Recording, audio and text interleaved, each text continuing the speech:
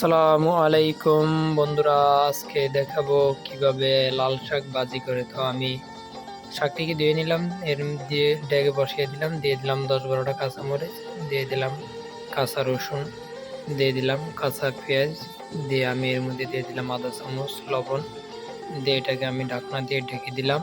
ঢাকনাটাকে আমি 5 মিনিট পরে তুললাম, তুলে এটাকে আমি নাড়াচাড়া দিলাম। এভাবে নাড়াচাড়া দিতে হবে।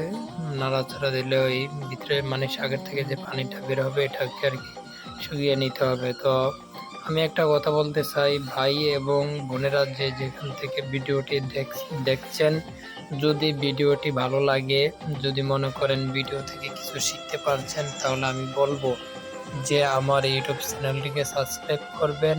আর এরকম ভিডিও পেতে আমার ইউটিউবে চ্যানেলটিকে লাইক করবেন, যাতে এরকম ভিডিও সবার আগে পেয়ে যান। তো আমি এভাবে 5 থেকে 6 মিনিট এটাকে আমি নাড়াচাড়া করতেছি, যাতে ওই শাক থেকে যে পানিটা বের হয়েছে এটা যাতে এই পানিটাকে আর কি শুকিয়ে নিতে হবে। তো এভাবে আমি 5 থেকে 6 মিনিট করে নিলাম আবারও। তো দেখলাম যে আমার প্রায় পানিটা শুকানোর এক পর্যায়ে চলে গিয়েছে। তো আমি দেখলাম যে শাকের পুরো পানিটাই শুকিয়ে গিয়েছে, এভাবে আপনারাও শুকিয়ে নেবেন। তো আমার শুকানো শেষ। তো আমি কড়াইতে দিয়ে দিলাম তেল, দিয়ে দিলাম জিরা, দিয়ে এর মধ্যে আমি 3টি শুকনো মরিচ দিয়ে দিলাম, দিয়ে এর ভিতরে আমি দিয়ে দিলাম রসুন, দিয়ে দিলাম পেঁয়াজ, দিয়ে এটাকে আমি 3 মিনিটের মতো প্রায় ভেজে নিব। তো এভাবে ভেজে নিতে হবে।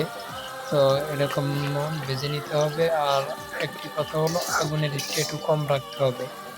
শাক টাক ভাজি করার ক্ষেত্রে আগুনের হিটটা খুবই কম রাখতে হবে, তাহলে ভাজিটা খুব সুন্দর হবে, নিচে লেগে যাওয়ার সম্ভাবনা থাকবে না।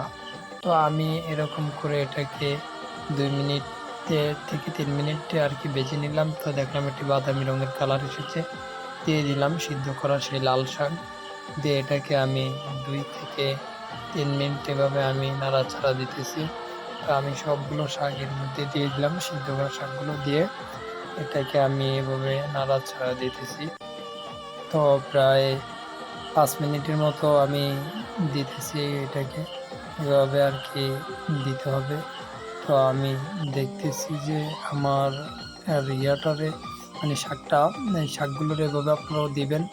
তো দেওয়া হয়ে গিয়েছে। তো আমি দেখতেছি যে রান্না মানে শাক ভাজি করা প্রায় শেষের দিকে আর কি। তো আমি এভাবে এটাকে যে তেলটুকু মানে শাকের মধ্যে যাতে ভালোভাবে পৌঁছায়, মানে রসুন পেঁয়াজ, এভাবে আমি আরও 2 থেকে 3 মিনিট ভেজে নিতেছি। তো আপনারাও এভাবে ভেজে নেবেন। তো আমি দেখতেছি যে আমার লাল শাক ভাজি করা হয়ে গিয়েছে।